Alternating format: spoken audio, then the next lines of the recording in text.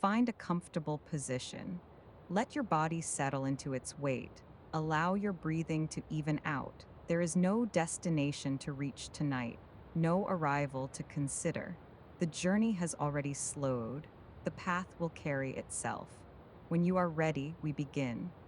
Tonight's story is called A Day in the Life of a Bell Tower Keeper. The tower door stands slightly darker than the surrounding stone, its oak surface marked by weather and the faint polish of years of touch.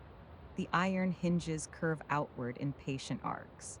A narrow seam of cooler air rests along the threshold where stone meets wood. The key sits in your palm with familiar weight.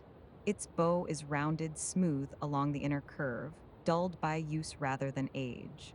The metal carries a faint chill from the morning air. You place it into the lock. The movement is steady, a measured turn, iron shifting within iron.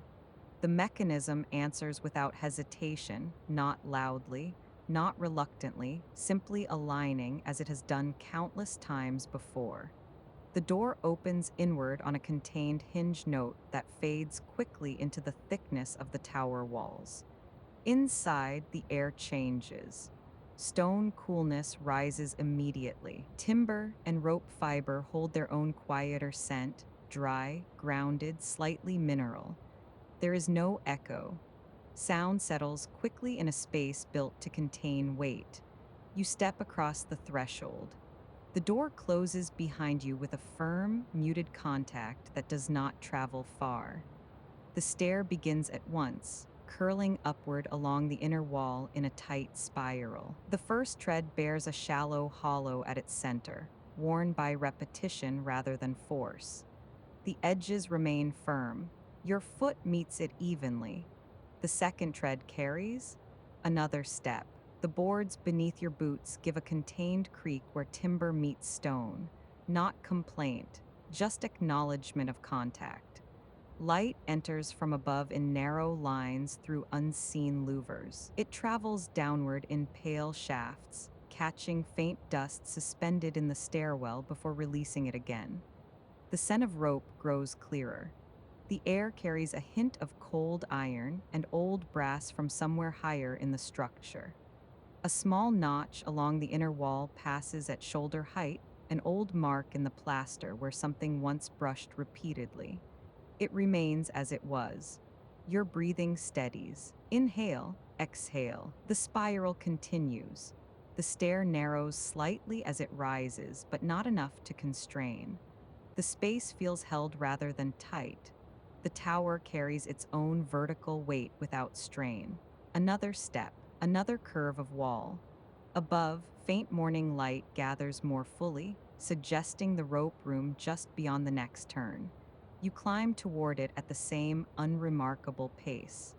The stair opens into the bell room without ceremony. The final step levels onto wide boards that carry faint scuff marks near the center and deeper polish near the ropes.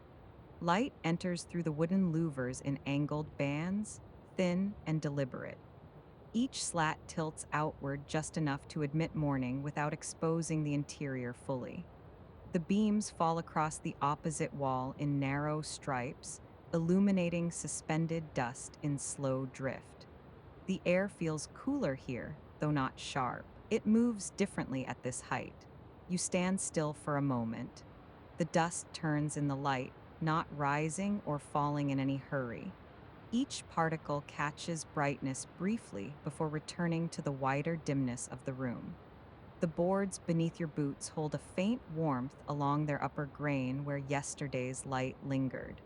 The edges near the walls remain cooler.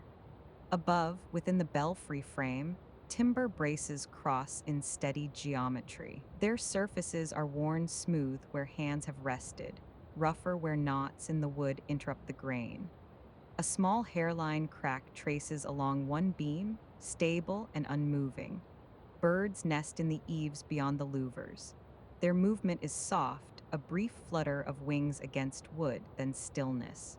One settles again with a contained rustle of feather against straw. The sound does not travel far. You do not approach the ropes yet. Instead, you read the air. Wind threads through the louvers in low strokes, altering its tone slightly depending on angle. A narrow gap along the north side produces a thin whistle when the current shifts. This morning it holds steady, no sharp note, no sudden draft. A stronger wind would move through the slats unevenly. A coming rain would thicken the air, dulling the scent of dust and rope. Today the air feels open and balanced. You step toward the nearest louver and place your hand lightly against the timber frame. The wood is dry beneath your palm.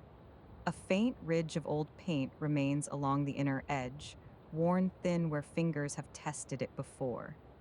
Outside, the square is only partly visible, roof lines, a narrow strip of sky, the upper branches of a lime tree near the churchyard wall. The leaves shift once in a mild current and then rest again. The light advances by a fraction across the floorboards, altering the angle of brightness along the grain. The dust continues its slow turn. You listen. A distant cartwheel rolls across stone below, softened by height and wall thickness. A door closes somewhere beyond the square. The sounds arrive muted and rounded as though cushioned by air before reaching you. You remain still in the center of the room. The air passes through, enters, leaves. Morning gathers without urgency. The tower holds its quiet, and you stand within it, reading the day before it begins. The lantern rests on a narrow shelf near the inner wall, its glass slightly clouded along the lower edge where soot once gathered. You lift it carefully and tilt it toward the light. The wick remains trimmed. The oil level sits just below the small etched mark on the side. You set it back in place with a measured movement, aligning its base with the faint ring worn into the wood beneath it. A folded cloth lies beside it, linen, pale from repeated washing, one corner frayed into soft threads. You lift it and pass it lightly over the nearest board, gathering a thin layer of dust without pressing. The motion is slow, even, unremarkable. The cloth moves across the ledger table next. A shallow groove along the table's edge catches a small accumulation of grit. You trace it once with your finger and wipe it clean. The ledger waits where it was left yesterday, thick, bound in dark leather, its spine gently curved from long use. A faint crease runs diagonally across the front cover where it once bent under pressure. It opens easily. You turn to the next blank line. The date is written in steady ink. The hand remains consistent, neither hurried nor ornate. You rest the pen in its shallow groove at the top of the page. There is no need to write yet. Timber contracts slightly as light reaches it. A faint shift in one beam produces a contained tick, wood adjusting to temperature without strain. Somewhere lower in the stairwell, a board answers with a soft reply. You place both hands on the rail near the stair opening and lean your weight forward slightly. The stone holds firm. You listen to the building as it settles into morning. The air passing through the louvers alters in tone by a fraction, then steadies. Dust continues its slow descent. A small dent along the table's edge catches your eye, a mark likely made by a drop tool long ago. It remains smooth around its edges, time having softened it without removing it. Nothing requires correction. You move toward the small tin cup resting near the window frame. Its rim is slightly uneven, hammered thin in one place where metal gave way to use. The surface holds faint water marks from yesterday's rinse. You pour a measured amount from the flask. Steam rises in a thin, vertical thread before dispersing in the cool air. The scent is simple, tea leaves steeped without excess. No spice, no sweetness. You lift the cup and allow the warmth to settle into your palm. Inhale, exhale, the sip is quiet. The heat meets the cooler air without conflict. It rests briefly in your chest and then fades. You set the cup down. The tower remains steady around you, light advancing by degrees across the floor, beams catching dust, air threading through wood. The ledger lies open. The rope room waits beyond. The day has not yet been sounded.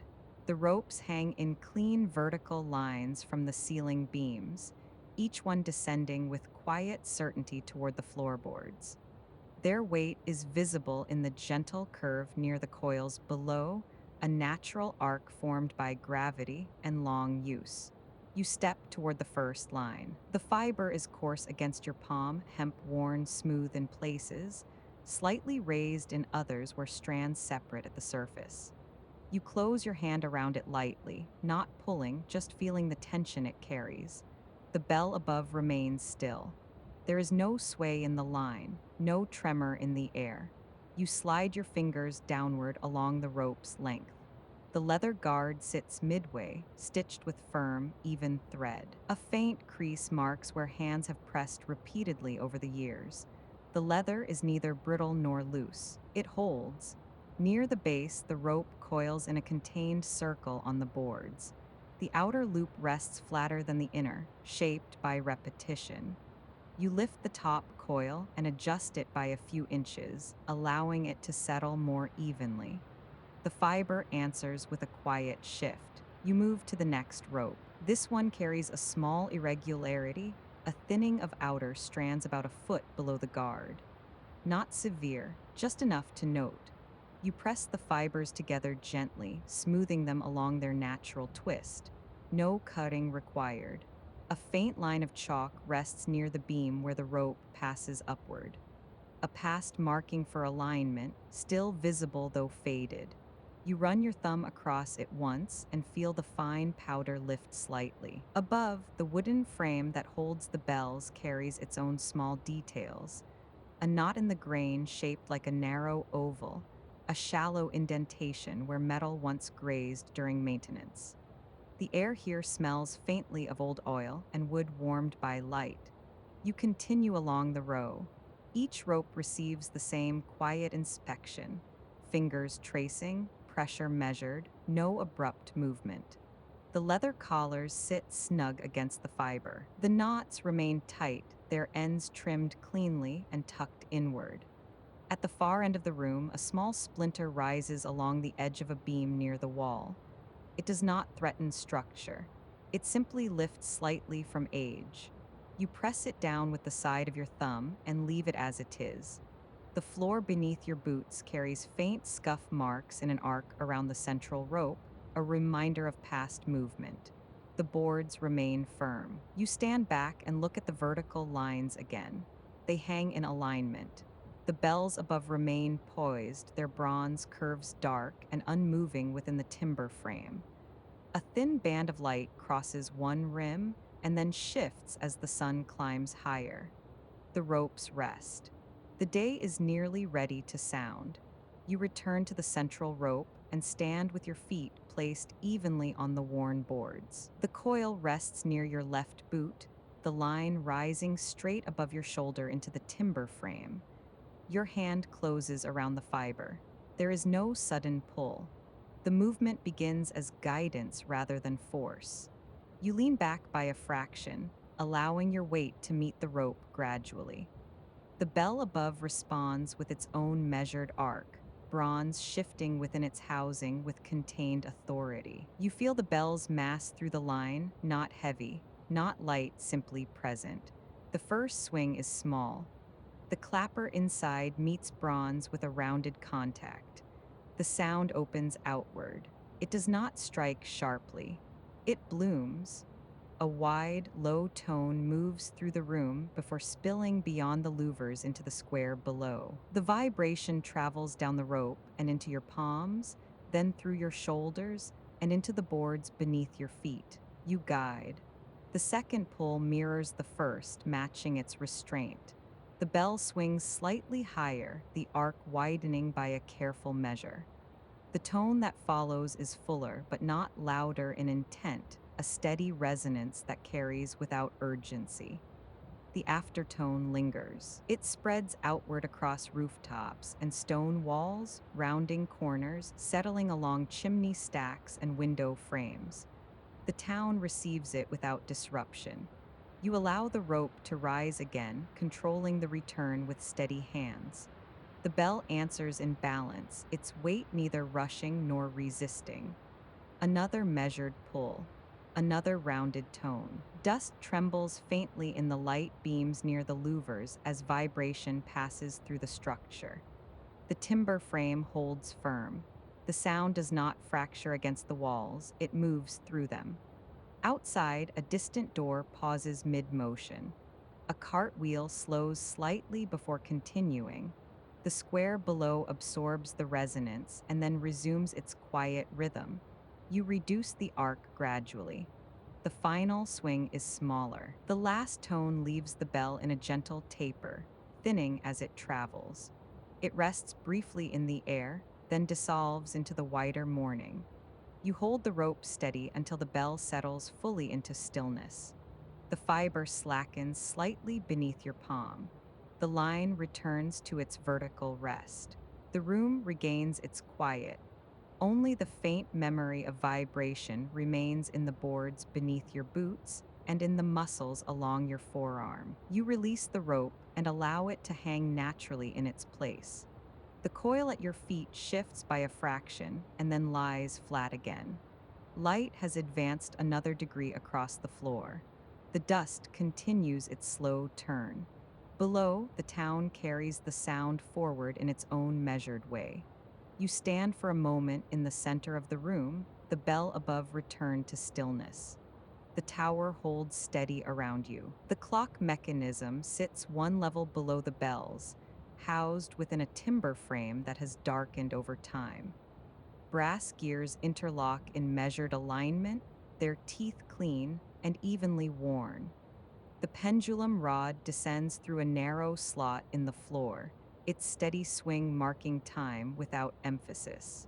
You step down from the bell room and enter the mechanism chamber. The air here carries a different tone, faintly metallic, touched with oil and old stone. It is cooler, more contained.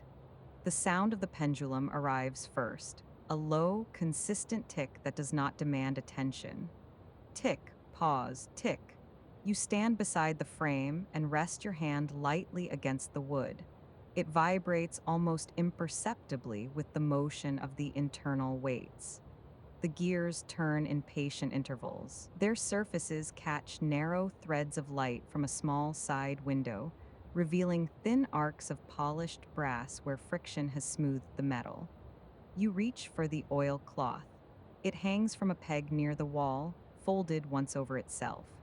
The fabric carries a faint sheen from repeated use. You press it gently against the edge of a gear and draw it along the rim in a slow, circular motion. The cloth gathers a trace of dark residue. You do not overwork the metal, just enough. The pendulum continues its arc, left, right, steady, and scented. Its bob reflects a soft distortion of the room each time it passes through the light. You kneel slightly to inspect the lower casing. A small accumulation of dust rests along the baseboard where the mechanism meets the floor. You brush it away with two measured strokes. The weights descend slowly within their channels, heavy cylinders moving downward by degrees as time passes. You check their clearance. They hang true. A faint scratch marks the inner wall of the casing where a tool once grazed it. It remains shallow and does not interfere with movement. You straighten. The sound of the clock does not fill the room.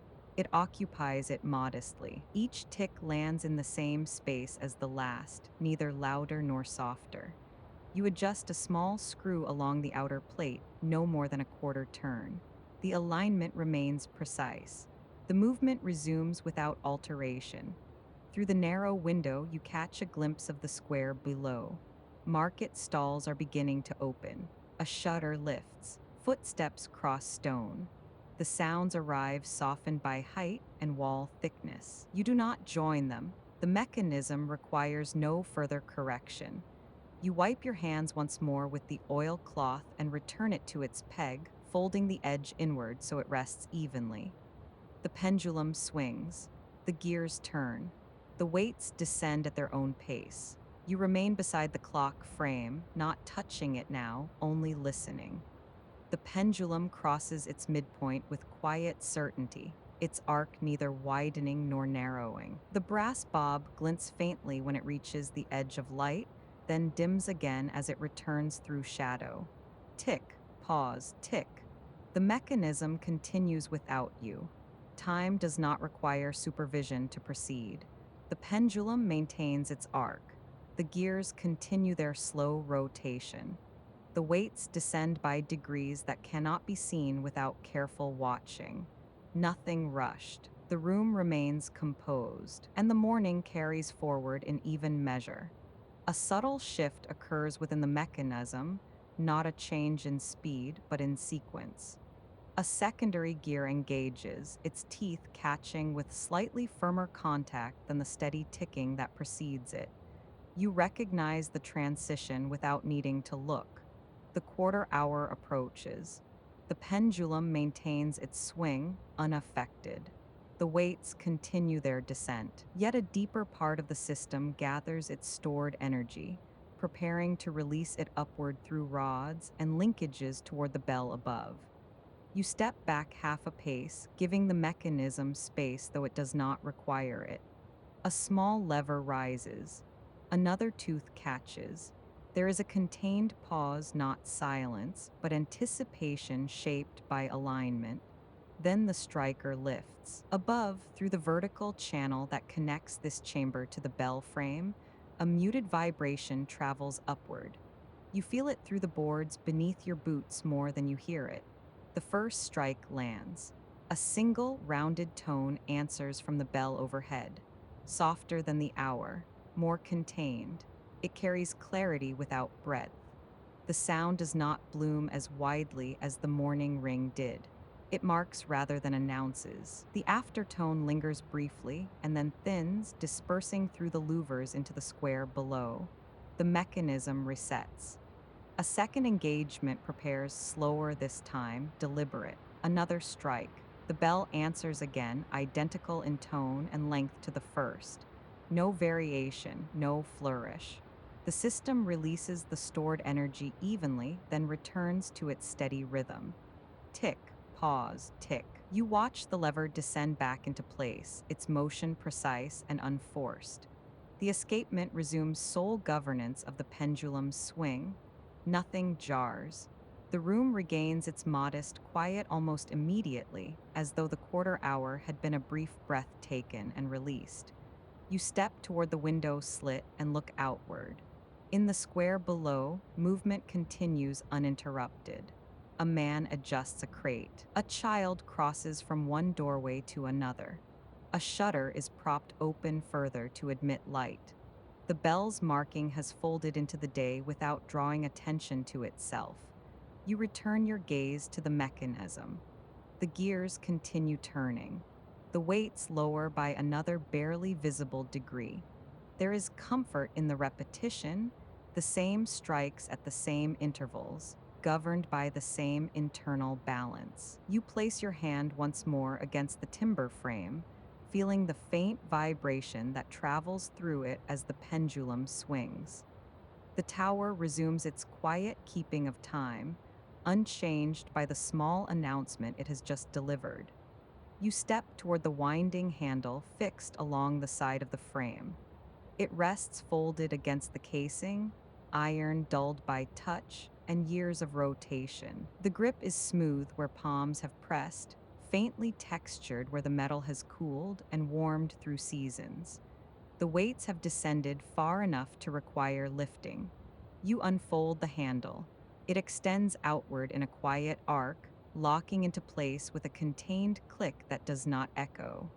The square of the spindle aligns within its housing. Your hand closes around the grip. The first turn begins slowly. There is resistance, not strain, but gravity acknowledged. The chain tightens along its channel as the weight begins its measured ascent. The sound is soft, a faint rolling of metal over guide teeth, a contained murmur within the casing. You maintain an even pace, one rotation. Another.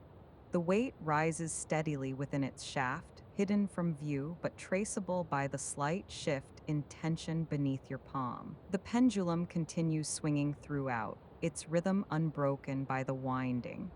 Tick, pause, tick. You keep the motion consistent, neither hurried nor delayed.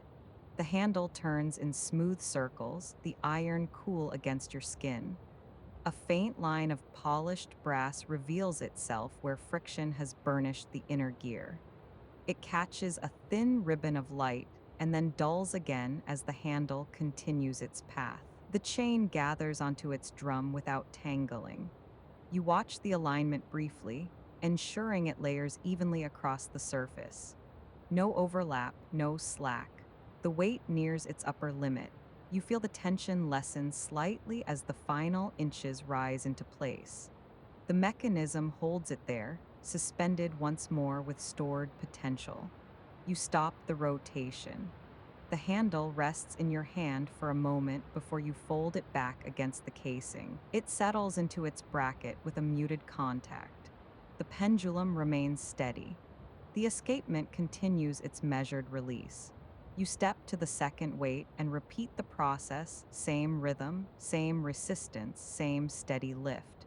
The air in the chamber remains cool. The faint scent of oil lingers near the gears. When both weights sit at their proper height, you stand back and observe the frame as a whole. The energy required to mark the hours now rests stored within the lifted cylinders, ready to descend again in careful measure. You wipe your hands lightly against the oilcloth hanging nearby, removing the faint trace of metal from your fingers. And you remain beside it, aligned with its patient work. With the weights restored and the mechanism aligned, you step back from the frame and allow the room to return to its smaller sounds. The pendulum continues its arc. Tick, pause, tick. You move toward the narrow window and rest your hand along the inner stone edge. The surface is cool, faintly granular beneath your fingertips. Small pits in the stone catch dust that has settled overnight. Outside, the square has filled by degrees. Canvas awnings stretch into place above wooden stalls. A baker carries a tray from one doorway to another, steam trailing briefly in the air before thinning. A cartwheel rolls across uneven stone, its rhythm softened by distance and height. You observe without leaning too far forward. The view is partial, roof lines, a fragment of sky, the upper canopy of the lime tree near the churchyard wall. Leaves shift in a mild current and then settle again. The wind remains even. You close the window shutter by a fraction, adjusting its angle to soften the draft that threads through the room. The timber moves easily within its hinge. Behind you, the mechanism continues its quiet labor. The gears turn in clean succession. The weights hang true, no grinding, no irregularity. You cross the room and retrieve the tin cup from the shelf where you left it earlier. The tea has cooled slightly, but still holds warmth near the base. You take one measured sip. The metal rim rests briefly against your lower lip before you lower it again. You place the cup beside the ledger on the small table and glance at the open page. The ink from the morning's entry has dried evenly without blot.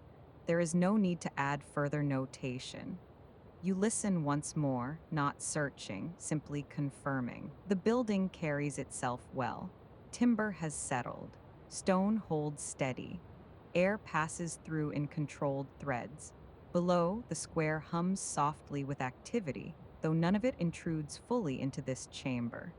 The tower's thickness filters sound into rounded shapes. You return to the center of the room and stand with your hands loosely folded. Light has advanced another narrow span across the floorboards. Dust continues its quiet drift through the beam near the window. The pendulum swings. The morning has moved from opening into motion without abrupt transition. You climb back toward the bell chamber as the light strengthens. The stair feels different now, not warmer, but brighter. The narrow shafts that once angled low through the louvers have risen higher along the inner wall. Dust drifts in steeper beams, suspended more clearly against the dark timber.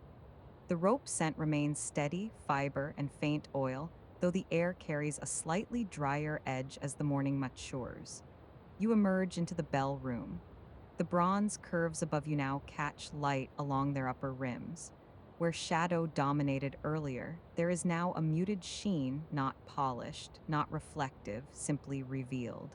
The ropes hang unchanged. The coils at their bases rest in the same quiet circles you left them in. A thin line of brightness crosses one loop and then moves gradually along the fiber as the sun climbs. You walk toward the eastern louver. Through its angled slats, the sky appears clearer, washed in pale blue.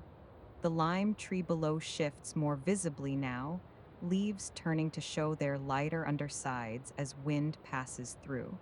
You rest your hand against the timber frame. The wood feels marginally warmer than before. Not heated, only touched by sustained light. Bird movement in the eaves has lessened. The small rustle of wings from earlier has settled into longer intervals of stillness. You stand beneath the largest bell and look upward into its hollow curve. The clapper hangs scented, suspended by its strap. A thin band of brightness runs along the bell's lower edge, then fades into shadow toward the crown. The light continues its migration, slow enough that it seems still until you watch for change. A thin edge of brightness slides along the timber beam that supports the bell's yoke. Earlier, that beam held a diffuse glow across its upper face. Now the illumination rests lower, grazing the grain at an angle that reveals shallow ridges and minute depressions worn by years of vibration. The wood does not shine. It absorbs, holding warmth along its surface before releasing it back into the air. You lower your gaze to the rope descending from the bell above. The fibers closest to the slats catch light along one side only, each twist edged faintly in gold, while the opposite side remains muted. The rope does not move, yet the changing light creates the illusion of motion along its spiral, a gradual brightening that travels downward as the sun shifts. You reach out and rest your fingers lightly against the bronze rim. It feels warmer than it did at noon. Not hot, only gently heated where light has rested longest. The warmth does not penetrate deeply. It lies near the surface, held in the outer curve. When you remove your hand, the metal cools again by degrees, equalizing with the chamber's steady air. A faint alteration in pressure passes through the room. It is subtle, a slight widening of airflow through the western slats as the exterior temperature begins its gradual descent. The current brushes across the ropes and along the boards without stirring dust. The air now carries a softened quality, less taut than earlier, as though space itself has relaxed.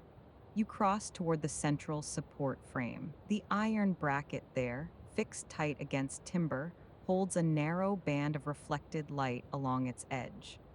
As a thin cloud moves across the sun outside, that band dulls briefly, then returns. The shift is quiet and continuous without abruptness. Below, the square reorganizes. The movement is not lessened so much as redistributed. Where midday held overlapping sound, late afternoon separates it into individual gestures. A single cart crosses the far edge. A door opens and closes. Fabric flutters once against a stall frame and then rests. The lime tree's leaves, earlier bright along their upper surfaces, now show darker undersides as the sun angles beneath them. You return to the center of the chamber and stand still. The floorboards beneath your boots hold stored warmth unevenly. One board, nearer the slats, retains heat longer than its neighbor in shadow.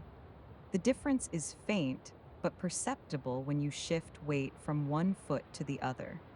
The bronze curves above respond again. A highlight that earlier traced the outer arc now travels toward the lower half, narrowing as it descends. The bell's interior remains largely in shade, yet the rim nearest the slats brightens momentarily before dimming again as another cloud passes. Nothing rushes. Light adjusts by degrees, so small they would be missed if not observed. You glance toward the eastern wall where shadow has begun its slow climb upward. The line between brightness and dimness is no longer sharp. It softens into gradient, blurring across stone and mortar. The wall feels cooler where shadow rests, warmer where light lingers. A bird lifts suddenly from the eaves outside. The sound of wings travels upward through the slats in a brief rush, then fades as the bird moves toward the open sky beyond the square. For a moment, the chamber feels larger, as though air has shifted around the absence of that small movement. You step back beneath the bell and look upward once more. The casting seam you noticed earlier now appears subtler again. The angle no longer emphasizes it. The bronze returns to a more uniform tone as the sun lowers incrementally. The room holds itself in quiet balance. Height above, warmth gathered along metal. Stone below, cool and receptive. Air between them adjusting, expanding, thinning. The day continues its gradual shift toward evening, not by declaration, but by accumulation, light lowering, shadows lengthening, sound separating into clearer intervals. And you remain within the chamber's steady interior, attentive to the small migrations of warmth and brightness as late afternoon deepens. You reach for the rope again, not to ring, only to test alignment. A light pull. No swing, just enough to confirm balance. The line remains true. You release it, allowing the fiber to return to vertical rest without oscillation. Below, the square carries a fuller sound now, more footsteps, more muted conversation, yet it reaches you softened and rounded by distance. The earlier stillness has shifted into gentle activity. You cross the room slowly, noting small details.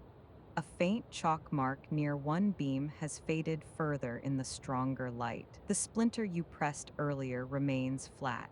The leather guard on the western rope shows no new movement.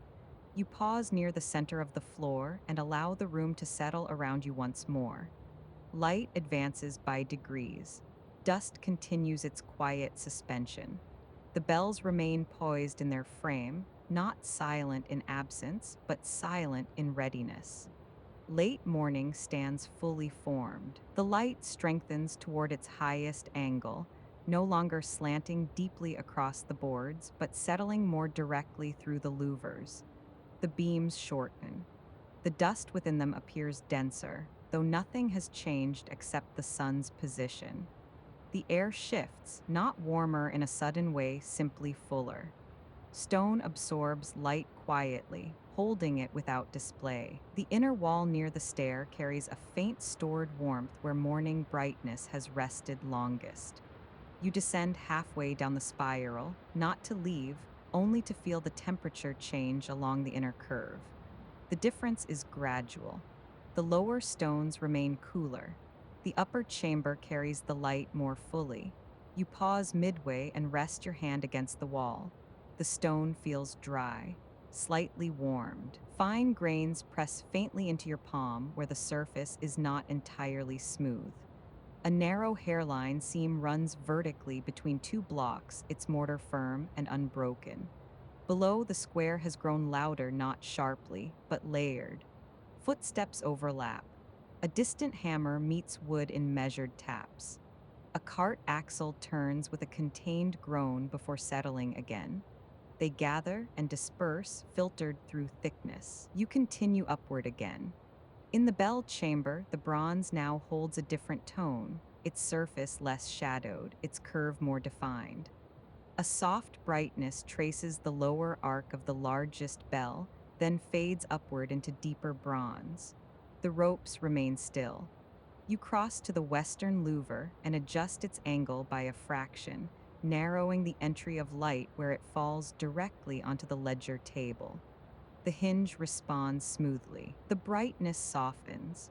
Wind passes through more steadily now. It does not whistle. It threads in wider currents, brushing the ropes lightly without moving them. The fibers hold their vertical lines. You listen carefully. Midday brings a particular density of sound, not louder, but broader. More sources moving at once, doors opening, voices overlapping in indistinct cadence, fabric shifting, a dog barking once and then quiet. You stand beneath the bells again and tilt your head upward. The clappers hang scented. Their straps show no strain. The timber frame above remains firm, crossbeams meeting at angles that have not shifted in years. You place one palm lightly against the largest rope. No pull, just contact. The fiber feels slightly warmer than it did earlier, having rested in sustained light. Its twist remains tight, its surface slightly rough against your skin. You release it. The rope does not sway. The room holds steady. Light has reached its highest inward point and will soon begin its subtle withdrawal. The day stands at its center, and you remain within its height, aware of the quiet swell below and the stillness above. A subtle internal shift begins below. You do not hear it first. You feel it, a small gathering in the mechanism beneath the floor, energy moving upward through rods and linkages that connect chamber to bell. The noon hour approaches. The pendulum continues its steady arc. Tick, pause, tick. But behind that rhythm, a deeper gearing aligns. You step toward the central rope and stand squarely beneath the largest bell. Your feet find the familiar scuff marks along the boards, worn into faint crescents from years of stance. You do not take the rope yet. The mechanism will begin the sequence. Below, the lifting hammer draws back. The first strike lands. The tone is fuller than the quarter hour, broader. It opens into the chamber with rounded authority, filling the space before flowing outward through the louvers. It does not startle, it expands. A second strike follows, evenly spaced, identical in weight and resonance. The bronze carries the vibration through timber and stone. You feel it in the floor beneath your boots, a faint hum rising through wood. Third, fourth, each strike measured, no rush between them, the intervals consistent. Outside, the square responds not with silence, but with a momentary alignment. Movement adjusts around the sound. A door pauses, a cart slows. Conversation threads briefly around the tone and then resumes. Fifth, sixth, the noon light holds steady across the floor, the beams now nearly vertical where they enter through the slats. Dust trembles faintly with each vibration, shifting in small, shimmering adjustments. Seventh, eighth, you rest your hand lightly on the rope now, not to guide, only to steady any residual movement. The fiber remains calm beneath your palm. Ninth, 10th, the bell's resonance deepens slightly as the sequence continues, not in volume, but in cumulative presence. The air in the chamber thickens with tone, then releases it outward in widening circles. 11th, 12th, the final strike lands with the same restraint as the first. No emphasis, no flourish. The hammer retracts. The linkage below settles back into its resting position. The aftertone lingers. It thins gradually, moving outward across rooftops and along stone facades, descending into alleyways, and resting briefly along shuttered windows before dissolving into open air. Within the chamber, the vibration fades from the boards, from the ropes, from your hands. The pendulum below resumes sole governance of sound. Tick, pause, tick. You release the rope. The bells hang motionless again within their timber frame, bronze curves darkening slightly as the sun begins its slow decline from its highest point. The square below continues, and you stand beneath the bells, steady as the resonance leaves the air. The chamber does not fall silent at once after the final strike. Instead, it thins. The vibration that filled the air withdraws gradually from beam and board. What was momentarily expanded returns to its contained form. The ropes hang without tremor. The bronze above regains its darker tone as the echo fades fully into the town. You remain standing where the sequence ended. The sun has begun its subtle descent. The light entering through the eastern louvers softens by a fraction, losing the vertical intensity of its peak. A warmer hue threads into the beams, faint but perceptible against the timber. You move toward the stair and descend halfway again. The stone wall along the inner curve holds warmth now, stored gently from the hours of light. You press your palm against it and feel the retained heat, not sharp, not hot, simply present beneath the surface. The air carries a mild dryness. Dust no longer rises as easily. It settles closer to the boards. Below, the mechanism keeps time without interruption. The ticking feels smaller after the resonance of noon, yet its constancy reasserts itself quickly. Tick, pause, tick. You descend into the mechanism chamber once more. The weights hang at measured intervals down their channels. The gears rotate in unbroken sequence. No adjustment required. A narrow shaft of light enters through the lower window, now at a slightly different angle, illuminating a section of brass that earlier remained in shadow. The polished edge reflects a muted glow. You step to the window and observe the square again. Movement continues in steady flow. A woman adjusts a basket on her arm. A man pauses to wipe his brow before lifting a crate. Fabric awnings ripple once and then still. The bell's marking has dissolved into the rhythm of commerce and conversation. You close the shutter by a small degree to temper the brightness in the room. The pendulum swings. Its arc remains scented. You place your hand lightly on the timber frame and listen to the structure settle into afternoon. Wood adjusts quietly as temperature shifts. A faint internal tick, separate from the clock, travels along a beam and then disappears. You climb back toward the bell room once more. The chamber above feels marginally quieter, as though noon carried with it a temporary fullness that has now dispersed. The ropes remain vertical, the leather guards unchanged. Bronze curves rest in balanced shadow and light. The quality of light changes first. It is not dimmer, not weaker, only angled differently. What once entered the eastern slats now withdraws from them, and the western louvers begin to receive the fuller portion of the sun. You notice it across the floorboards before anything else. A narrow stripe of brightness that rested near the ledger table has shifted by several inches. The dust there has settled more firmly, less visible now that the beam no longer strikes it directly. You cross the bell chamber slowly, observing the shift without urgency. The bronze curves above reflect the change in tone. Earlier, their rims held a pale highlight from above. Now the glow moves lower along the outer arc, warming slightly, deepening toward amber rather than white. You stand beneath the second largest bell and tilt your head upward. The clapper remains scented.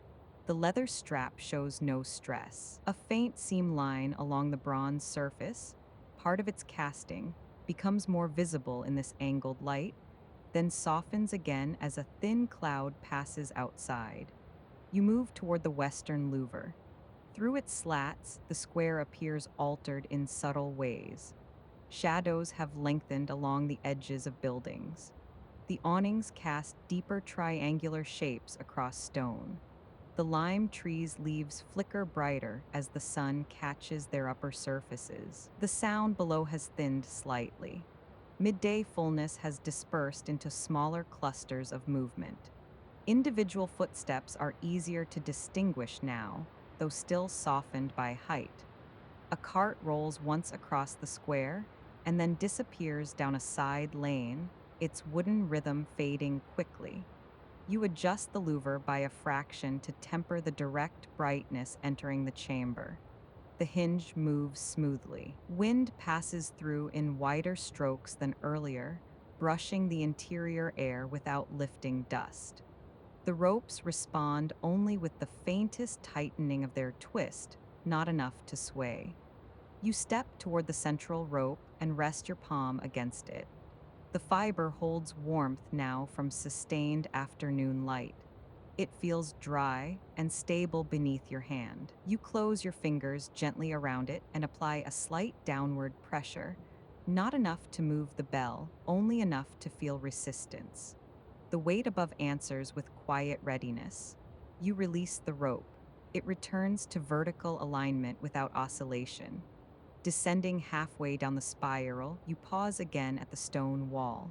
The warmth has deepened slightly compared to earlier, but remains contained. The mortar lines are firm. No flaking, no loosening. You continue downward to the mechanism chamber. The pendulum swings, tick, pause, tick. Its rhythm feels smaller in the afternoon chamber, almost interior. The gears rotate in measured succession. The weights hang slightly lower than at noon, descending at their careful pace. A thin shaft of western light now touches the outer edge of one brass wheel, revealing faint polishing along its teeth. The oil film catches light momentarily, then dulls again. You stand beside the frame and listen. The tower is not quieter than before. It is steadier. The height above holds warmth. The stone below retains coolness. The mechanism between them balances stored energy and release. The shift becomes more visible in the square before it reaches the chamber. Through the western louvers, shadows now stretch long across the stone below. The triangular shapes cast by awnings have extended, their edges sharper where sunlight meets shade. The lime tree's trunk carries a darker band along one side, while its upper leaves hold a softer glow. You stand at the opening and observe the lengthening lines. The day has not cooled yet, but it has tilted. Inside the chamber, light no longer strikes the floorboards directly. It arrives at a lower angle, grazing the surface rather than resting upon it. The grain of the wood appears more pronounced now, ridges casting fine hairline shadows that were invisible at noon. Dust gathers closer to the ground. You cross toward the eastern side of the room, where shadow has begun to climb the inner wall. The stone there cools first. When you press your palm against it, the warmth from earlier hours has diminished. Not gone, just receding. The ropes remain vertical, but the fiber appears darker in this angled light. The leather guards show deeper texture now, small creases and stitch marks standing out more clearly as contrast increases. You walk the perimeter once more. The timber frame that holds the bells carries subtle changes in tone. Knots in the wood darken. Grain lines deepen. A narrow seam between two beams becomes more visible before softening again as the sun shifts another degree. Below, the mechanism continues its patient labor. Tick, pause, tick. The sound feels slightly more pronounced in the thinning afternoon air, though its volume has not changed. With the external square quieting, the interior rhythm becomes easier to hear. You descend halfway along the spiral. The stair carries a faint warmth still, though less than before. Step by step, the temperature gradients reassert themselves, cooler toward the lower chamber, warmer near the upper bell room where light lingers longest. Step, lift, step. In the mechanism room, the weights hang lower now by a noticeable margin compared to early afternoon. Their descent remains smooth, moderated by the steady release of gears. A shaft of light from the western window crosses the pendulum's arc at an angle. As the brass bob passes through it, a brief flash of reflected brightness appears and vanishes in rhythmic intervals. Left, right, left. You stand close enough to feel the subtle air displacement from its swing. Outside, the square has thinned further. Fewer overlapping sounds. Individual footsteps separated by longer intervals. A single door closes. A distant voice carries briefly, then fades. The bell chamber above waits in poised stillness, bronze darkening gradually as the sun lowers beyond direct alignment. You climb back upward. The light entering through the western louvers is now warmer, edged faintly with amber rather than pale white. It brushes the lower rim of the largest bell and glows softly before thinning. The tower holds its vertical certainty as shadows climb its interior walls and warmth begins its gradual retreat. The square below has thinned to its softer pattern. What was once layered now arrives in single threads, a footstep crossing stone, the muted roll of a distant cart already turning away, a door closing without echo. The market canvas that earlier held tension now sags slightly as shadows lengthen beneath it. Through the western louvers, the light carries warmth rather than brightness. It no longer enters with definition. It brushes. Inside the bell chamber, bronze deepens. The largest bell's surface now holds a richer tone, less reflective, more absorbent. The seam line that was visible earlier fades again into uniform color as the angle shifts. The lower rim carries a faint band of amber light, thin and transient. You cross the floor slowly, your boots sounding softer than they did at noon. The boards have cooled slightly. The air has lost its dry edge. There is a gentle settling that occurs in this hour, wood releasing what it held, stone equalizing temperature across its thickness. You pause near the center rope. The fiber appears darker now, its twist more defined in the angled light. You wrap your fingers around it gently and feel the difference in temperature. It is neither warm nor cool, simply neutral, returned to its natural state. You do not pull. The bell above remains poised. You release the rope and step toward the eastern wall, now largely in shadow. When you press your palm against the stone, the earlier warmth has faded further. Only a residual trace remains near the upper portion, where light lingered longest. Descending halfway down the spiral, you listen to the building itself. There is a particular sound in late afternoon, subtle expansions contracting, faint interior ticks unrelated to the clock, the quiet negotiation between timber and stone as temperatures balance. The mechanism chamber feels steadier now. The pendulum's rhythm carries more presence against the thinning soundscape outside. Tick, pause, tick. The weights hang lower again by degrees almost imperceptible, though the difference can be seen if you compare them to the notch marks along the shaft walls. A thin line of light touches the outer casing of the gear frame, then retreats slightly as the sun dips. You remain still beside it. The air here is cooler than above. A faint scent of oil lingers close to the gears. The brass teeth rotate in clean succession, catching light only momentarily before turning into shadow again. Outside, the square shifts into evening preparation. A shutter is drawn partway closed. Fabric folds. Footsteps move toward narrower streets rather than open space.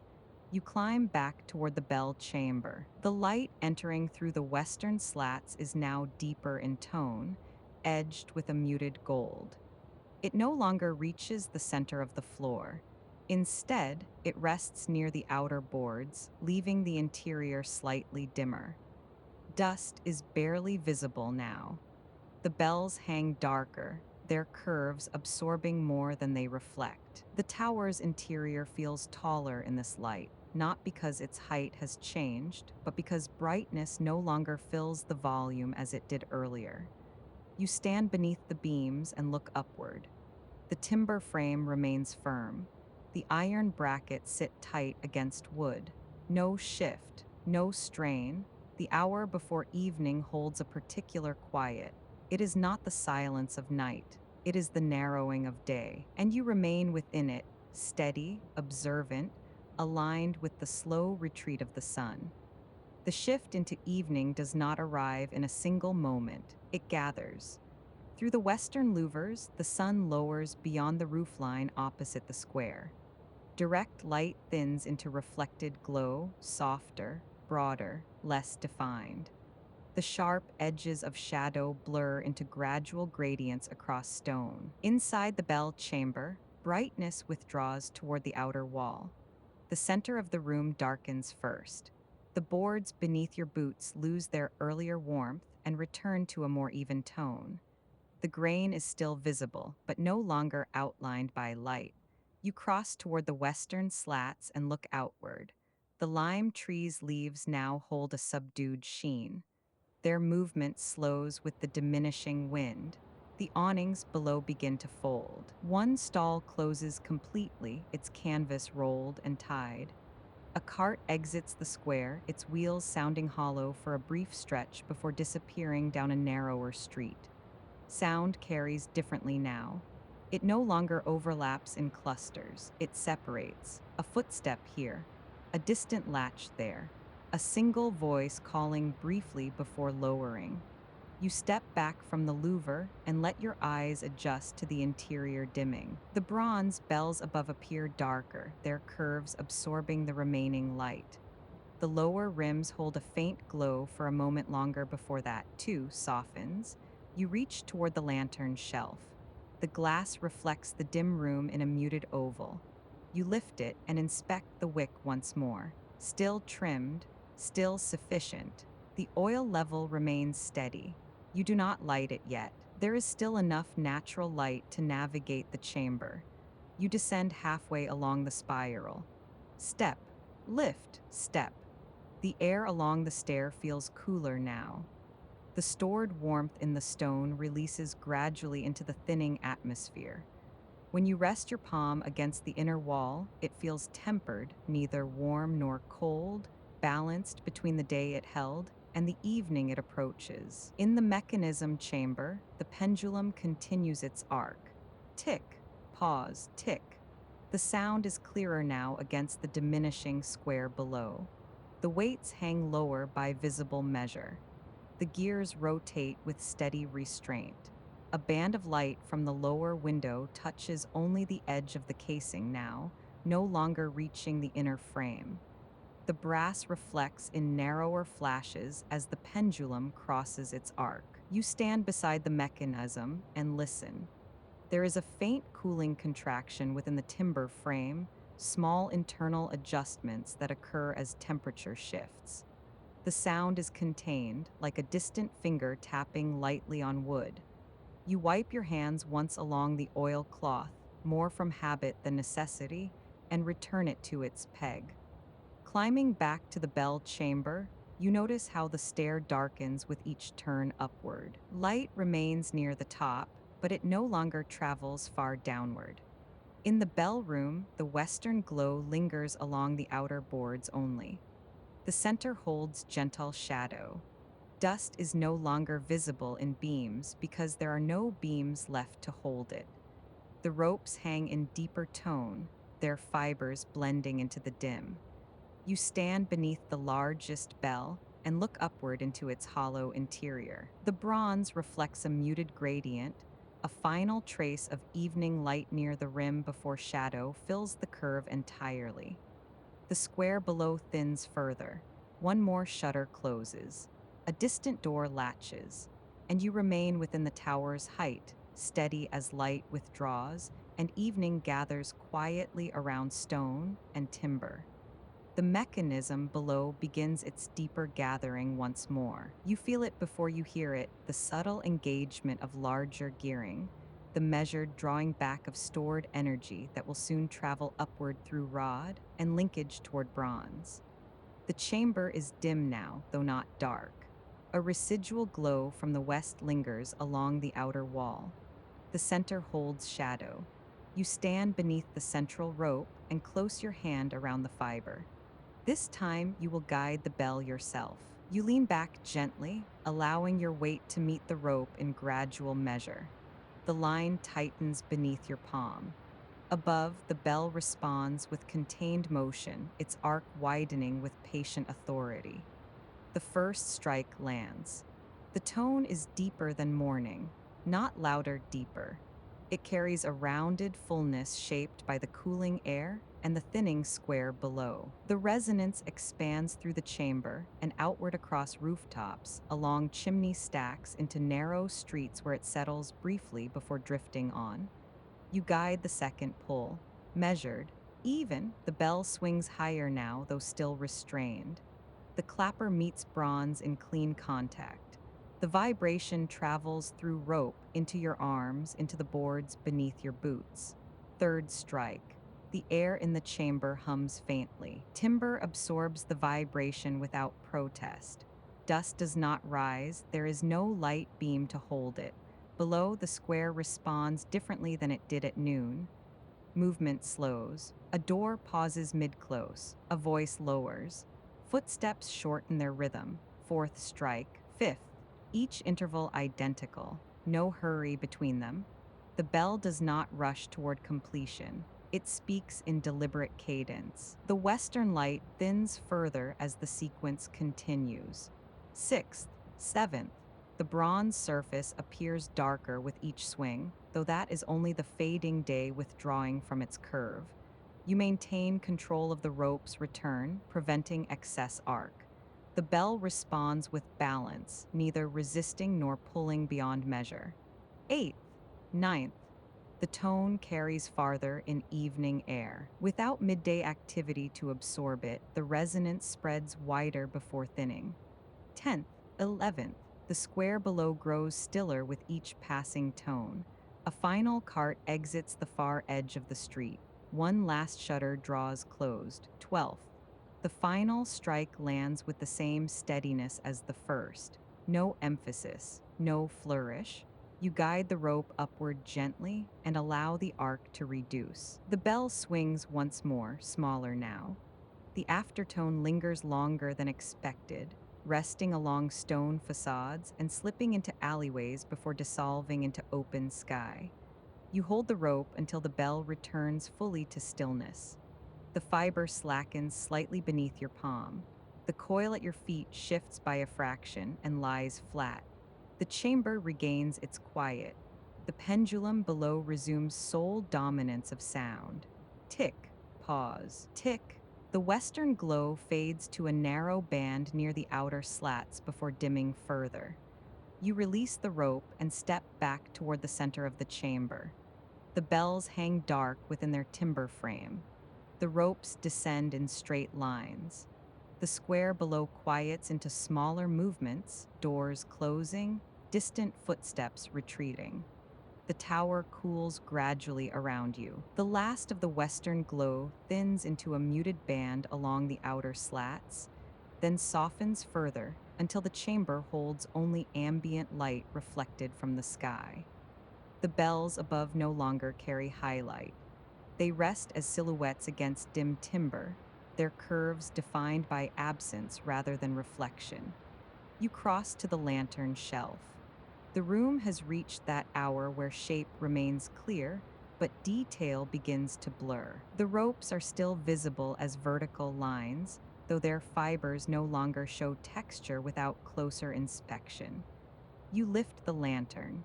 The glass feels cool against your fingers. The metal frame holds the faint scent of oil and old smoke. You adjust the wick slightly, turning the small knob until the edge rises by a careful measure. A single match strikes. The brief flare brightens the chamber sharply for a moment, timber beams, bronze rims, rope coils illuminated in sudden clarity, before the flame steadies into a contained glow inside the lantern. You lower the chimney into place. The light settles. It does not flood the room. It gathers close. For a few moments, the flame does not yet hold steady. It narrows, lengthens, leans slightly toward the western slats where the last threads of dusk air still enter. The glass chimney gathers a faint halo near its base as warmth begins to rise within it. The metal frame gives off the quiet scent of heated oil and soot long absorbed into its joints. You watch the wick carefully. The flame finds its height by degrees. Too low, and it dims toward ember. Too high, and it lifts too brightly against the glass. You adjust the knob by the smallest fraction until the tip holds a calm, rounded edge, neither flickering nor flaring. The chamber responds slowly. Shadow pulls inward at first, deepening beneath beams and along the upper curves of the bells. Then, as the flame steadies, those shadows reshape. They no longer collapse into darkness. They form defined pockets along the rafters and around the iron brackets. The bronze above takes on a different character under lantern light. Where daylight reveals surface, flame reveals curve. The lower rims catch a warm crescent that shifts subtly when you move. The interior hollows remain dark, but their edges glow faintly where amber touches metal. The casting seam that daylight sharpened now softens again, its line absorbed into the broader warmth. The ropes nearest the lantern regain their texture. Individual fibers separate under the glow, each strand edged with gold on one side and dissolving into shadow on the other. The coils at your feet appear layered rather than flat, their overlapping loops defined by light and dimness. You step back a pace. The lantern's circle does not extend far. It reaches the ledger table, brushes the lower beam, grazes the nearest rope, and then yields. Beyond its reach, the chamber retains the blue-gray dim of evening thickening outside. A small current of air passes through the slats. The flame leans once, briefly elongating, then returns upright. The movement causes shadows to shift across the timber frame in slow arcs, as though the beams themselves are breathing. Below, the square changes again. The earlier sounds of late afternoon thin further. A cartwheel passes once more across stone, but at greater distance. A shutter closes with a softer impact than before. Fabric folds rather than flutters. The air inside the chamber cools more evenly now that the sun has withdrawn. The boards beneath your boots release the last of their stored warmth in faint increments. Stone along the inner wall holds steady temperature, neither warming nor cooling quickly, simply balancing.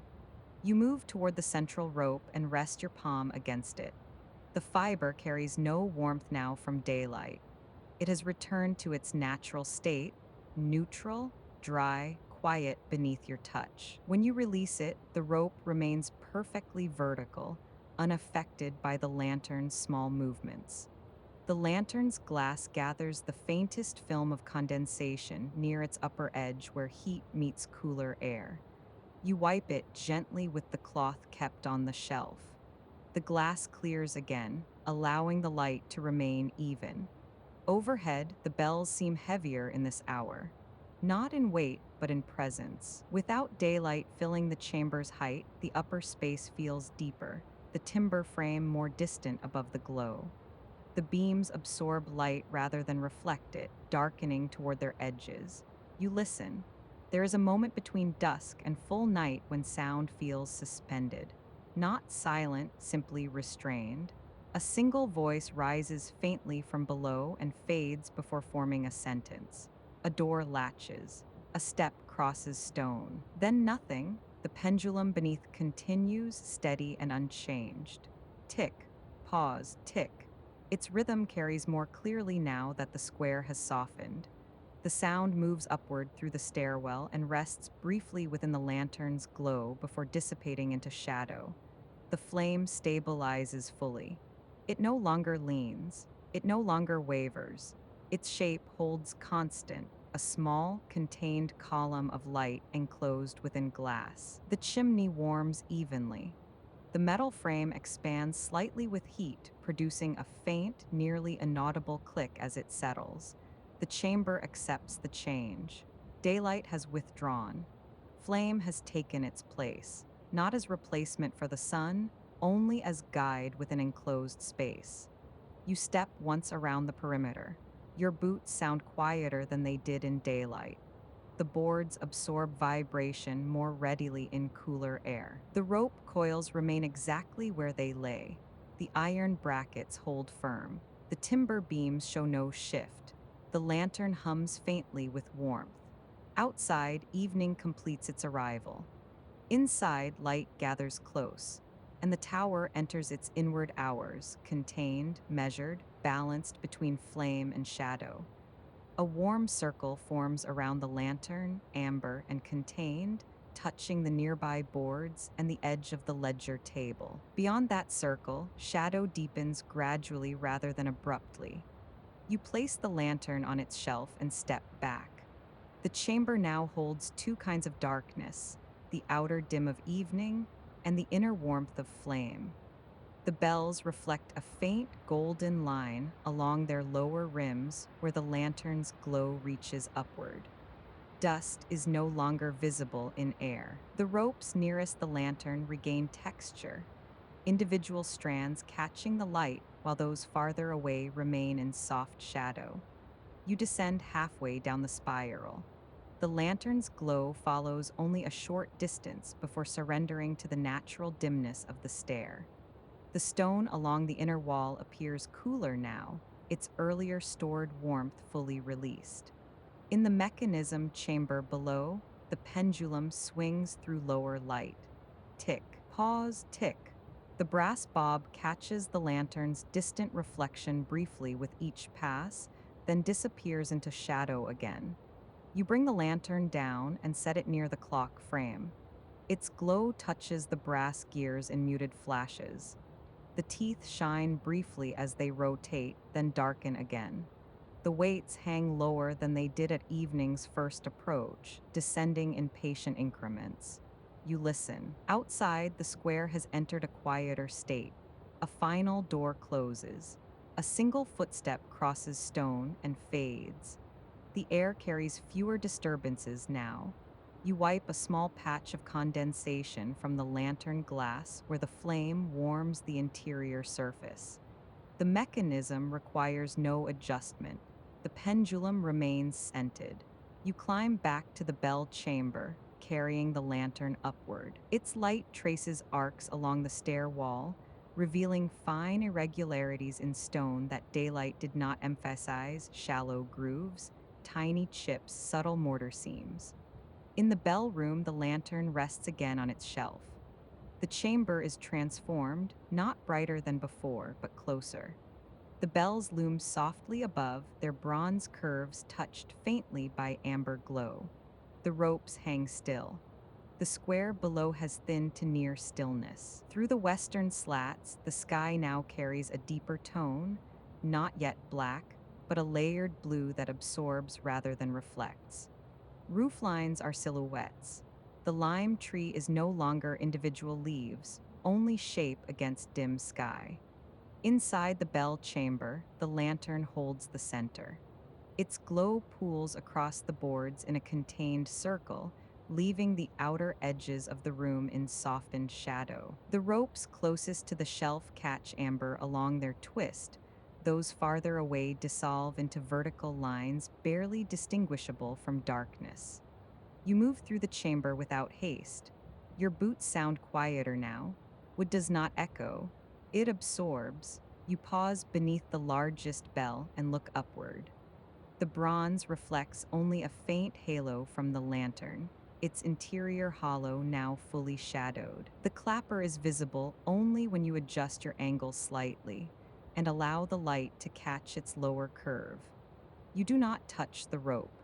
The evening ring has passed. The tower enters its inward hours. You descend halfway along the spiral. The lantern light follows you in wavering arcs across stone, elongating shadows that bend with the curve of the stair. Each step downward narrows the brightness until only the inner wall remains illuminated, the outer edge fading first. In the mechanism chamber, the pendulum's motion feels larger in the reduced light. Tick, pause, tick.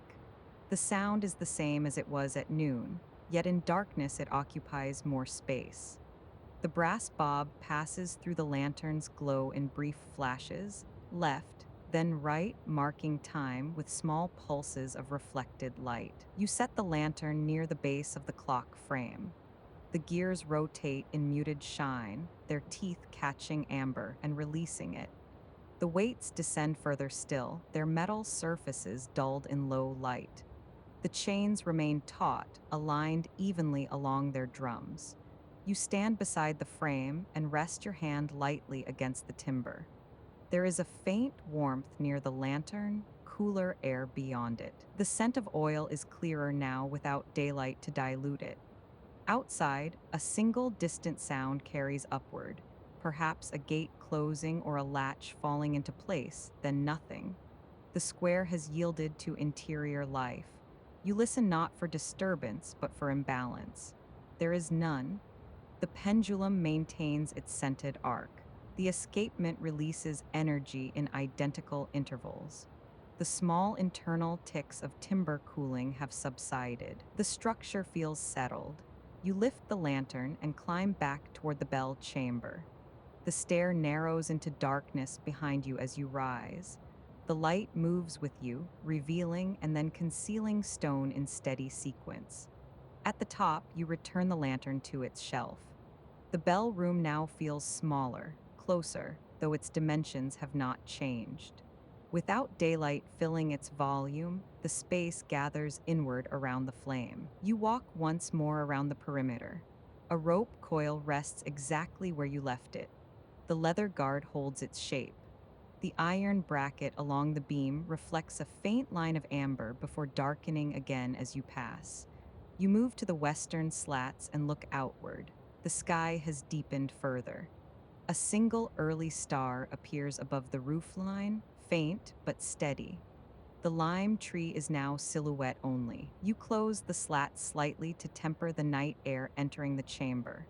The lantern flame flickers once, then steadies, and you remain within the height of stone and timber, keeping time as the first true darkness settles over the square. The sky beyond the slats has shifted from layered blue to a darker field where shapes hold only outline. The square below is no longer visible in detail. Roof lines remain as horizontal bands. The lime tree is a solid form against dim sky. A second star appears, faint but steady, slightly higher than the first. Inside the bell chamber, the lantern flame maintains its contained circle. Its glow is steadier now. The earlier flicker caused by evening drafts has subsided. The air entering through the louvers moves more slowly, cooler, carrying the scent of night stone and distant hearth smoke. You stand beneath the beams and allow your eyes to adjust fully to the balance between flame and shadow. The bells above are darker now than at any point in the day. Their bronze curves absorb the light rather than reflect it. Only the lower rims nearest the lantern carry a thin amber trace. You step toward the central rope and place your palm against it. At night, the fiber feels different, not in texture, but in presence. Without daylight, the rope exists more by touch than by sight. You close your fingers lightly around it. The bell above does not move. You release the rope and step back. The chamber holds a deeper quiet now. You descend the spiral slowly. The lantern casts moving arcs along the stone as you carry it downward. Each curve of the stair reveals small imperfections that daylight softened, a shallow groove here, a faint tool mark there, tiny variations in mortar between blocks. Halfway down, you pause and extinguish the lantern briefly to test the darkness. The flame lowers and disappears. The stair vanishes into near total shadow. Only the faintest outline remains at the top where sky filters through the slats. The interior becomes almost sound alone. Tick, pause, tick. The pendulum's rhythm grows more pronounced in darkness. Without light, sound expands. You relight the lantern. The small flare restores the chamber to shape. Stone returns. Timber returns.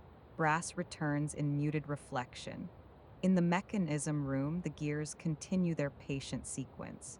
The weights hang low, though not yet near their base. The chain remains aligned evenly along its drum. You sit briefly on the narrow bench beside the wall. The lantern rests near your boots, its glow angled upward along the timber frame. At this hour, the chamber feels larger and smaller at once. Larger in silence, smaller in light, The air carries weight, not humidity, not cold, simply density. Without movement in the square below, sound no longer travels upward in layers. It rises singly, if at all. A distant gate shifts once and settles.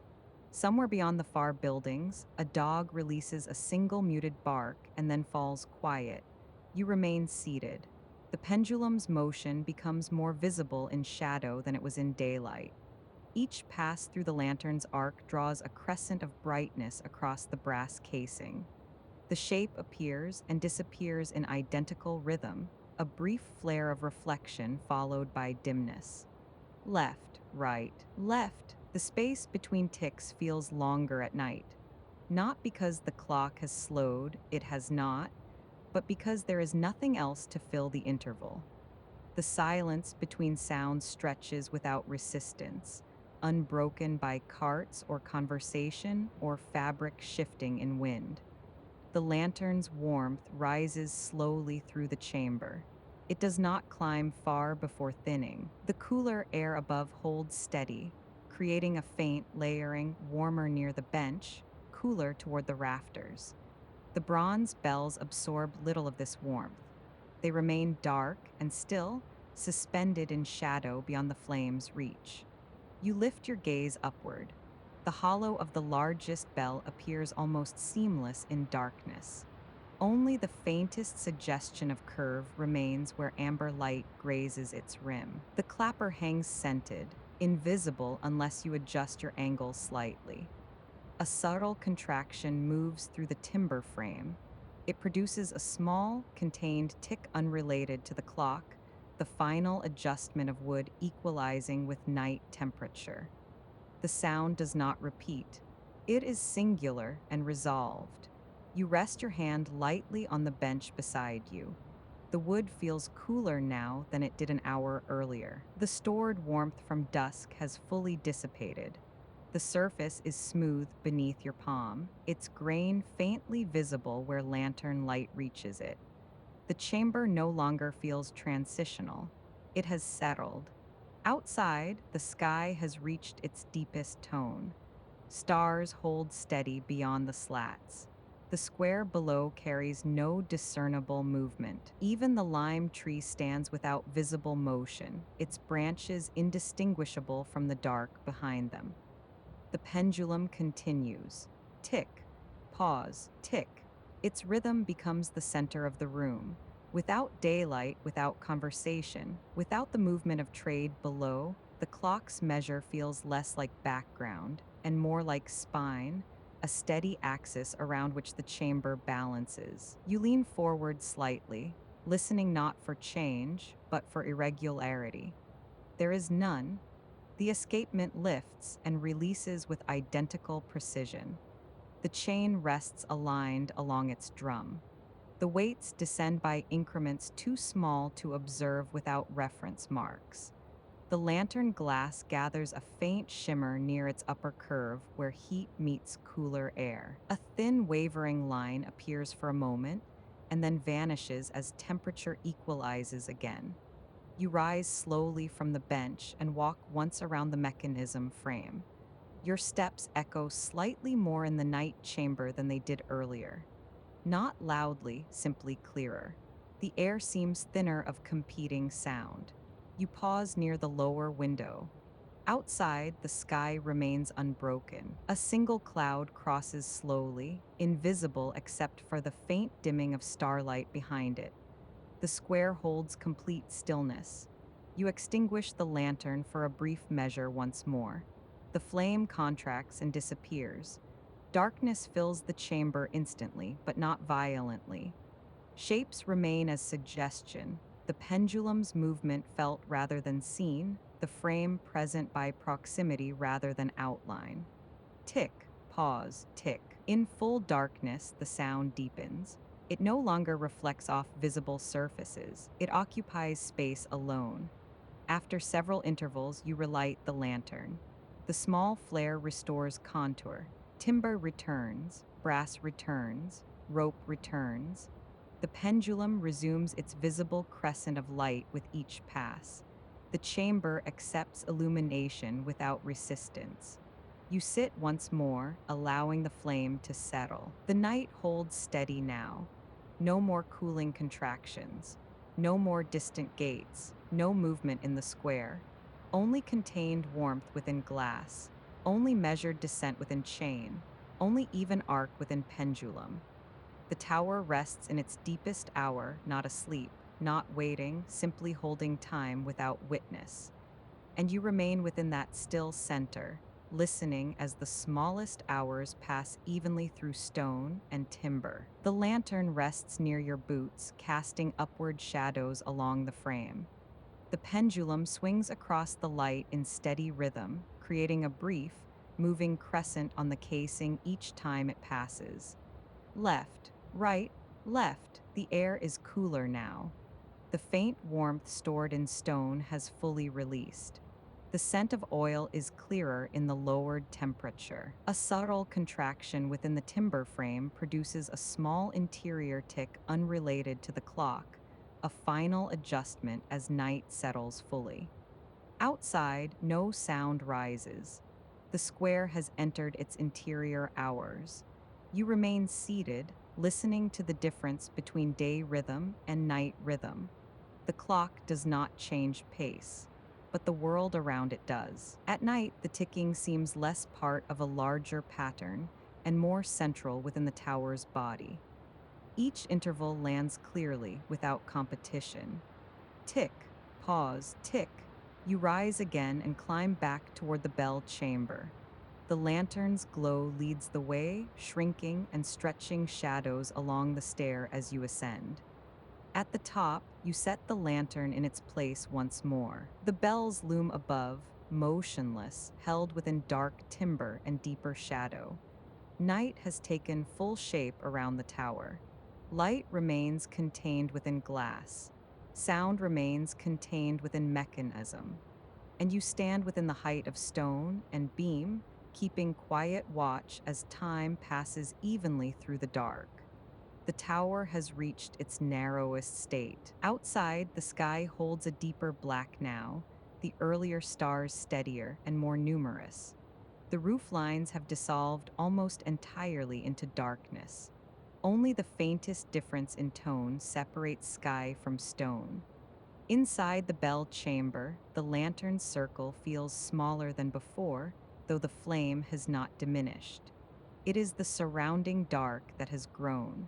You move quietly across the boards. Even your steps seem absorbed more fully at this hour. The wood carries no echo. The air is cool and undisturbed. The ropes hang like lines drawn in charcoal, visible only where lantern light touches their lower lengths. The coils near the floor catch amber along their outer curves, while their inner loops remain hidden. You step beneath the largest bell and look upward. The bronze is now almost entirely shadow. Only a faint suggestion of curve remains where light reaches the rim.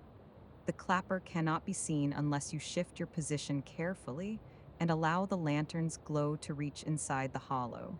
You do not reach for the rope. The night hour requires no ringing. You descend halfway along the spiral again, carrying the lantern downward. Step, lift, step. The stair feels cooler than it has all day. The stone now fully holds night temperature, steady, quiet, unchanging. When you press your palm against it, there is no trace of stored warmth remaining. In the mechanism chamber, the pendulum continues. Tick, pause, tick. The sound is steady, though in late night it feels larger in proportion to the silence around it. Each tick occupies the chamber fully before the next arrives. The weights hang lower now than at any previous point in the day. Their descent remains smooth, moderated by the gears above. The chains are taut, aligned evenly without crossing. You bring the lantern closer to the clock frame. The brass teeth rotate through amber glow, catching light and releasing it in precise intervals. The escapement lifts and falls, governing the pendulum's motion with exact repetition. No hesitation, no strain. You stand close enough to feel the slight movement of air displaced by the pendulum's arc. Left, right, left. Outside, no footsteps rise. No doors close. The square is still. You lower yourself to the bench once more and rest your hands loosely on your knees. The lantern flame burns steadily, its wick trimmed properly earlier in the evening. A faint curl of warmth rises toward the ceiling and dissipates into shadow. The scent of oil and cooled timber lingers. A small internal contraction in the wooden frame produces a quiet tick, separate from the clock, the final settling of materials as night deepens fully. You remain seated. The day's warmth has released. The square has closed. The bells hang silent and balanced. The mechanism continues its impartial keeping of time. Tick, pause, tick. You rise again and carry the lantern back toward the bell chamber. The stair disappears behind you as you climb, darkness closing in where the light passes. At the top, you return the lantern to its shelf. The chamber stands in quiet equilibrium, rope, bronze, beam, and flame in contained alignment. Late night rests fully around stone and timber, and you remain within its vertical stillness, listening as the smallest hours pass evenly through the tower. There is a point in the night when darkness stops deepening. It does not lighten yet, it simply ceases to grow heavier. You notice it first not by sight, but by air. The coolness remains, yet it carries a different texture, less sealed, more open. The sky beyond the slats is still dark, though no longer impenetrable. The stars hold steady, but the black around them feels thinner. Inside the bell chamber, the lantern continues its quiet burn. Its glow has not changed, yet the surrounding darkness feels less absolute.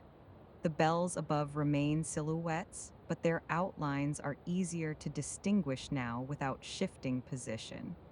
You step toward the western louver and look outward. The roof lines appear as firmer shapes against the sky. The lime tree's crown, though still dark, separates more clearly from the background. A faint gradient begins along the lowest edge of the horizon, not color, not light, just difference. You close the slats slightly to temper the incoming air. The rope nearest the window stirs by the smallest fraction, then returns to stillness. You place your hand against it and feel no movement. The tower remains composed. You descend halfway down the spiral once more. The stair feels unchanged beneath your boots, though your senses adjust differently in this hour. The stone wall along the inner curve no longer holds the dense chill of midnight. It feels steady, neutral, as though preparing to receive the coming light. In the mechanism chamber, the pendulum continues its arc. Tick, pause, tick. Yet in this hour before dawn, each tick feels anticipatory, not louder, not faster, simply aligned with something approaching. The weights now hang low enough that you note their position against the notch marks along the shaft. They will require lifting soon after morning. Not yet. You set the lantern closer to the floor and observe the gears from below. The brass teeth rotate in constant succession. The escapement lifts and releases. The pendulum swings cleanly through its midpoint without deviation. You sit on the bench again, not from fatigue but from habit. Outside, there is the faintest sound, perhaps a distant bird shifting within its nest or a small movement in the eaves. It is not yet birdsong, only preparation. The sky beyond the window slit lightens by an imperceptible degree. You rise and carry the lantern back upward. The spiral stair reveals itself more easily now, even before the flame reaches each turn. Darkness loosens at the edges. Stone blocks separate more distinctly from one another. At the top, you set the lantern on its shelf and step toward the eastern slats. There, along the horizon, a faint dilution of black into charcoal. The bells above remain silent, waiting. The ropes hang true. You move toward the lantern and lower the wick slightly. The flame diminishes, still steady but smaller. You wait. The sky lightens further, not yet color, but thinning. The first bird calls a single, tentative note from somewhere beyond the square. It carries upward clearly in the near still air. Another answers. Night has not ended, but it has yielded. You lift the lantern and extinguish it. The flame contracts and disappears. For a moment, the chamber rests in near darkness, but not the darkness of midnight. There is already a faint gray entering through the slats, outlining beam and rope in soft suggestion. The pendulum continues. Tick, pause, tick. The sky continues its gradual lightening, and you stand within the tower's height, waiting as the first true edge of dawn begins to enter the chamber. The gray deepens. It is no longer only the absence of night, it becomes substance. A soft wash entering through the eastern slats, spreading gradually across beam and rope. The bells above separate from shadow first. Their curves regain outline, not yet bronze, but shape. The clapper within the largest bell becomes visible as a darker form suspended in the hollow. You stand near the center of the chamber and allow your eyes to adjust without moving. The ropes are clearer now, their twists faintly visible along the lower lengths. The coils at your feet hold definition again, no longer blending into the boards. Outside, the sky shifts from charcoal toward diluted blue. A second bird calls, then a third. The sound threads upward easily in the cool air. You step toward the eastern louver and open it by a small degree. The hinge responds smoothly. Cool dawn air enters, not cold, not sharp, simply new. It carries the faint scent of damp stone and distant earth warming in anticipation of sun. The lime tree below regains individual leaves, each one catching faint gray light along its edge. Roof lines separate cleanly from sky. The square remains largely still. You descend halfway along the spiral. Step, lift, step. The stair now holds a different tone than it did at midnight. The stone feels cool but receptive, as though ready to absorb light again. Mortar seams are visible without lantern glow. Fine variations in texture reappear along the inner curve. In the mechanism chamber, dawn reaches first through the lower window. A pale ribbon of light touches the outer casing of the clock frame. The brass gears regain subtle sheen. The pendulum bob reflects a dim, natural glow instead of amber flame. Tick, pause, tick. The weights hang near their lower marks now. You inspect their position carefully. Soon they will require lifting. But not yet. The sky continues brightening. You return upward to the bell chamber. The eastern slats now admit a soft band of early light. It stretches across the boards in a thin horizontal line, catching dust only faintly, far less dramatic than the beams of full morning. The bells begin to show color. The bronze shifts from shadow to muted brown. The lower rims hold a faint suggestion of warmth even before direct sunlight reaches them. You walk the perimeter slowly. The timber frame regains visible grain, knots in the wood separate from darker surrounding lines. The iron brackets show dull sheen rather than silhouette. You rest your palm against the central rope. The fiber feels cool again, night temperature replaced by early air. Its twist is tight, unchanged. You slide your hand downward briefly, feeling its length, then release it. Outside, a shutter opens somewhere below, wood against hinge. A footstep crosses the square. The day begins to stir in small, uncoordinated movements. A broom draws a soft arc across stone. A bucket is set down carefully, water inside catching a brief, pale flash of sky. The square wakes in fragments before it finds its rhythm. You move to the ledger table and glance at the previous day's entry. Ink remains steady on the page. The date is complete. Nothing requires correction. You close the book gently. Light grows by degrees. The bell chamber no longer feels narrowed inward. Its height expands again as shadow withdraws toward corners and under beams. The pendulum below continues unaffected by the return of light. Tick, pause, tick. The birds increase their calls, no longer isolated notes, but layered threads forming morning's first pattern.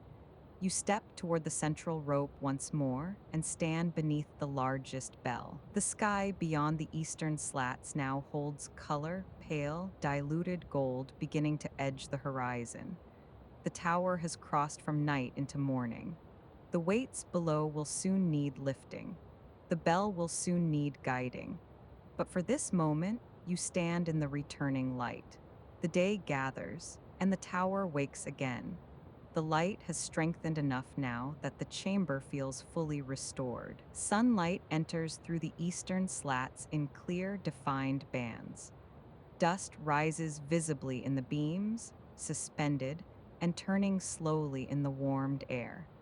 The bronze bells above carry clear highlights along their lower rims, each curve distinct against the timber frame. You step toward the central rope. Your boots find the familiar arcs worn into the boards. The rope coil rests at your feet in its contained circle, outer loop slightly flatter than the inner. You close your hand around the fiber. It feels firm and cool at first contact, though warming quickly under your palm. The twist is tight, the leather guard positioned at its familiar height. You lean back gradually. The rope tightens. Above, the bell responds with measured movement, its arc widening with controlled authority. The first swing is restrained, a gentle testing of weight rather than full release.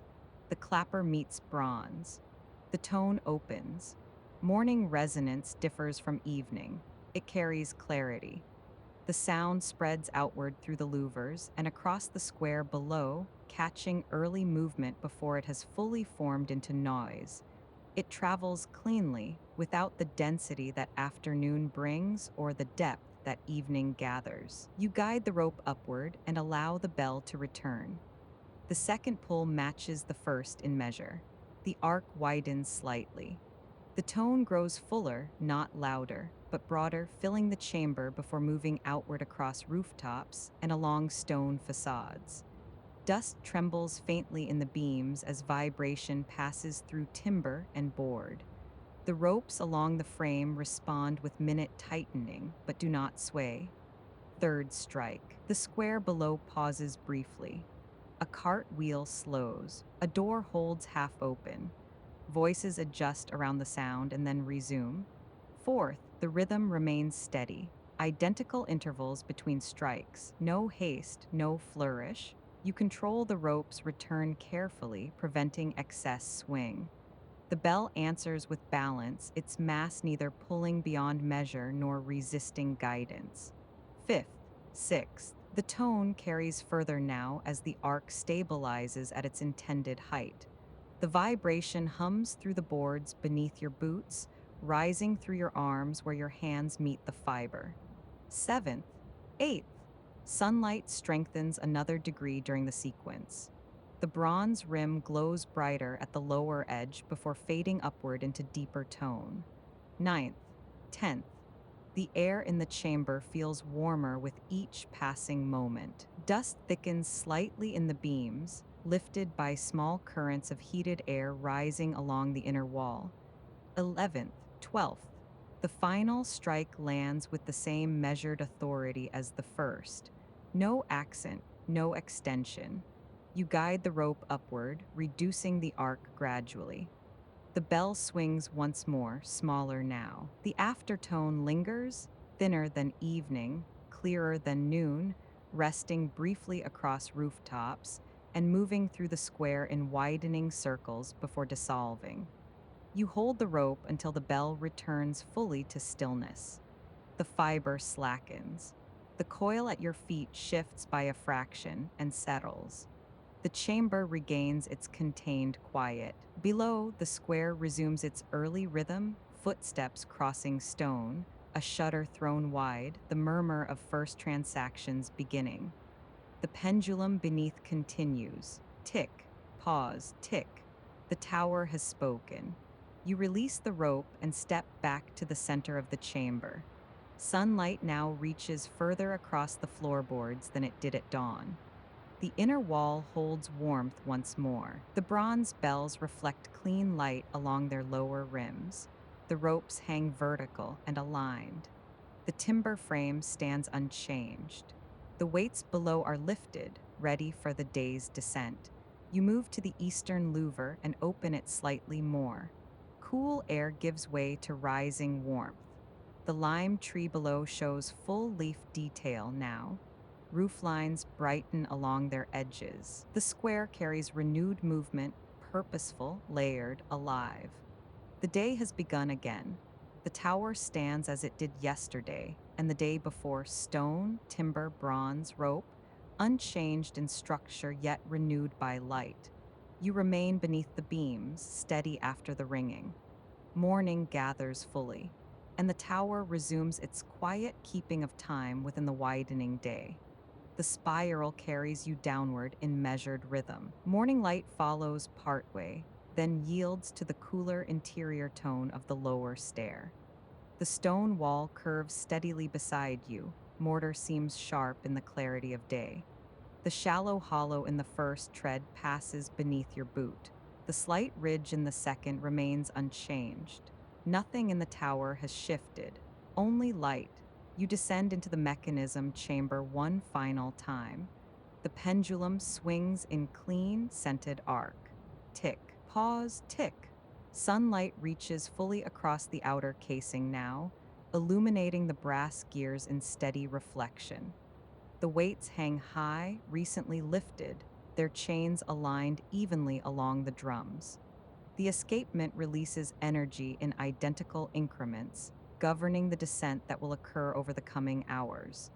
You rest your hand lightly against the timber frame. It vibrates faintly with motion, not from strain, but from continuity. The oil scent remains subtle. The wood is warm where light touches it. Nothing requires correction. You step back. The mechanism continues without you. Tick, pause, tick. You climb the remaining spiral toward the door at the base of the tower. Light grows brighter with each turn downward, no longer filtered through slats, but entering directly from the square outside. The air changes gradually, rope and oil giving way to open morning, stone warming beneath sun. The oak door stands ahead, its iron hinges dark against brightening stone. The key remains where you left it in the inner hook. You take it in your hand. It feels warmer now than it did at dawn. Before opening the door, you pause. Behind you, the tower rises, spiral, chamber, beam, bell, all held within stone thickness and morning light. Above, the bronze hangs motionless, having marked the day's beginning. Below, the clock continues its steady governance. Tick, pause, tick. The sound travels faintly through the walls, diminished by distance but unwavering. You open the door. Morning brightness floods the threshold in full clarity. The square carries motion, carts rolling, shutters thrown wide, voices overlapping in purposeful cadence. The lime tree holds bright green under rising sun. Roof lines reflect light cleanly. You step into the square.